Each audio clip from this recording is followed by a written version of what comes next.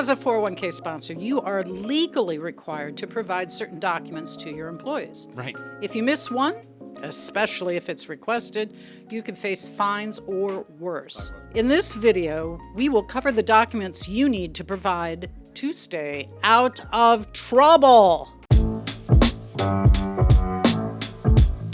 Number one, why 401k disclosures matter. Well, one, because the rules say so, all right? This is a fiduciary. It's about people's money. Yes. Well, it's about their money. It's about their expenses. It's about their opportunity to save. It's about a lot of things. Now, this is a fiduciary responsibility and part of the Department of Labor regulations covering how plan sponsors are supposed to be communicating with plan participants. Now then, failure to comply can result with substantial financial penalties, potential liabilities, and there is one element where we'll talk about later where there is a legal risk, okay? This is not just about compliance, it's about transparency and trust. Can you imagine, Katherine, what it's like for the participants in a plan if they keep asking their employer for like an SPD or something like that, or an enrollment form, and the employer doesn't give it to them?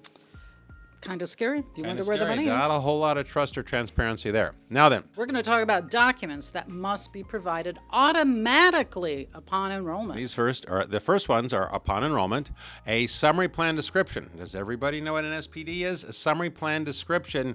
I can't remember how many pages there are, but this is supposed to discuss go over an overview of the plan. It can usually be, 12 to 20 pages. It's supposed to be written at an understandable, non-lawyer level.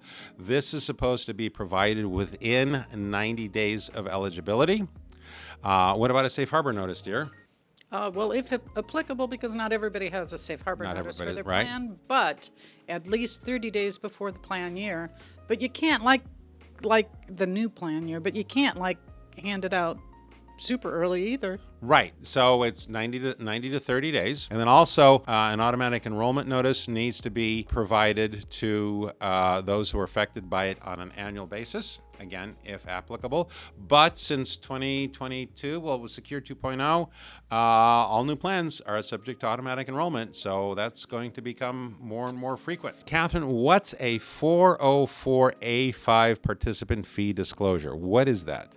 It's telling the participants what the investments are in the plan and also what the costs are to them. Right. So as an example, if they are paying for some of the compliance fees, okay, or loans and distributions. I was getting there. Some of the compliance fees, that's going to be, everybody's going to be sharing in that. But then also very often participants pay for loans and distributions, but not everybody's sharing a partial fee. It's just if you have a loan or distribution, you're paying for your fee. That's why I wanted to distinguish those two. All right. And then, Katherine, what's a summary annual report?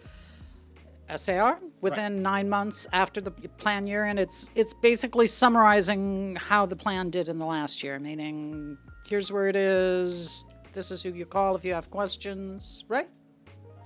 What would you say? The summary annual report is a summary of the 5,500. It's the doctor's report of the 5,500. Are there other required notices, Mrs. Tipper? Oh, of course. Can you give me two of them? QDIA notice. What's that? If using a qualified default investment alternative. Okay, now this is often distributed with the annual notice, which we used to call the safe harbor notice. All right, and also the 404A5 very often comes out at the same time. You can bundle the safe harbor notice, the 404A5 notice, and the QDIA notice all at the same time.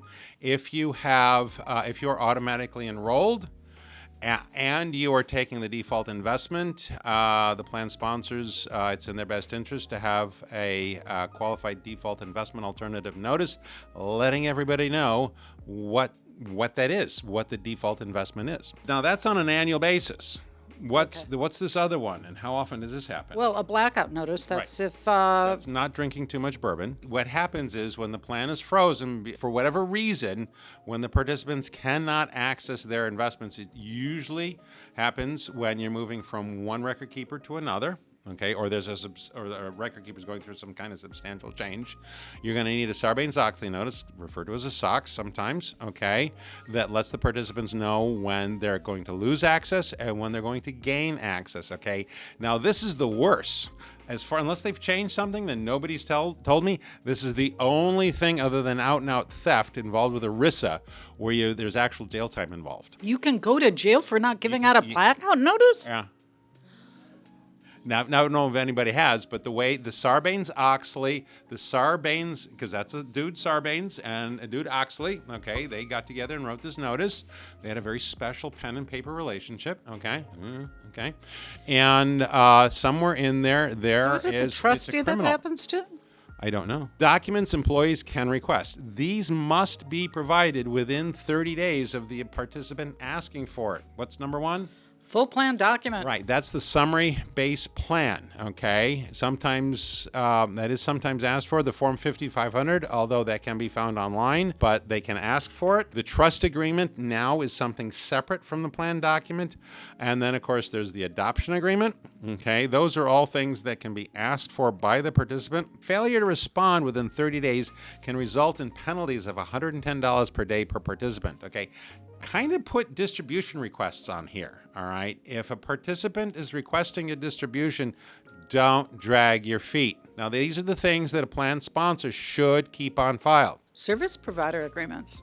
Notices, which ones? Well, for Safe Harbor, QDIA, 40485, etc. Record of disclosures sent to participants. A really good idea is who you sent it to when. Payroll and contribution records. Okay, and then because you're all doing fiduciary meetings once a year, right? Okay, keep copies of those meeting minutes. All right.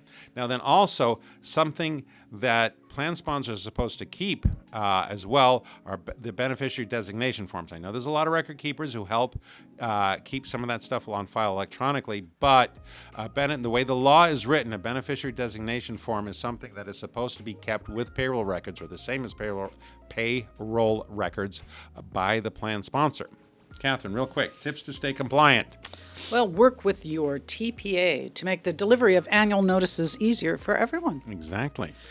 Keep a compliance calendar. We're going to have a link in the show notes. We've got one for the basic things that you need to be doing and when, and or pay attention to your friendly neighborhood compliance geek and Tint. Use e-delivery, but follow Department of Labor's electronic disclosure rules. Which basically says if somebody insists on getting something on paper, you got to give it to them on paper. All right? And audit yourself. I know it's hard, but audit yourself at least once a year to ensure files are complete and accurate. Well, if you have specific questions about your plan or about these questions in general, email us at sales@hunterbenefits.com.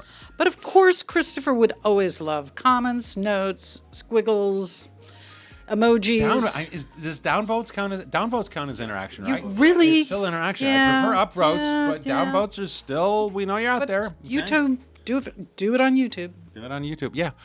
Find us on LinkedIn. And also, please don't forget to keep those cards and letters coming. Thank you for your questions, too. We appreciate it. Absolutely. Toodaloo.